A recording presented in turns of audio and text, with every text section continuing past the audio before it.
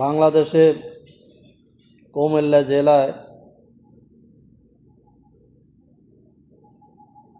বহু সন্ত্রাসী, চাঁদাবাজি, দুর্নীতিবাজি এবং কি মানুষ মারামারি, ছিনতাই, ধর্ষণ, মানুষের জমি দখল, মানুষের জমির মাটি কায়দা নেওয়া, রোড পর্যন্ত দখল করার মতন চাঁদাবাজ আছে।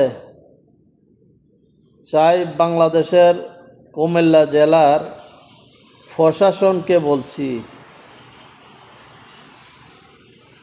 ডিসি, কমিশনার এবং কি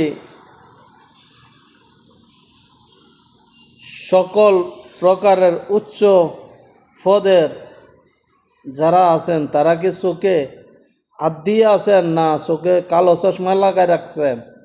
বাংলাদেশের কুমিল্লা জেলার তারা ডিসি এবং কি কমিশনার তারা কি চোখে কালো চশমা পরে রাখছেন? কারণ মন্ত্রী যারা আছেন তারা সহকারে দেখেন না খারাপ কীভাবে হইতেছে? আপনারা কি বসে রয়েছেন কিলে তাদেরকে যারা সন্ত্রাসী কায়দায় এসব করতেছে তাদেরকে অ্যারেস্ট করার?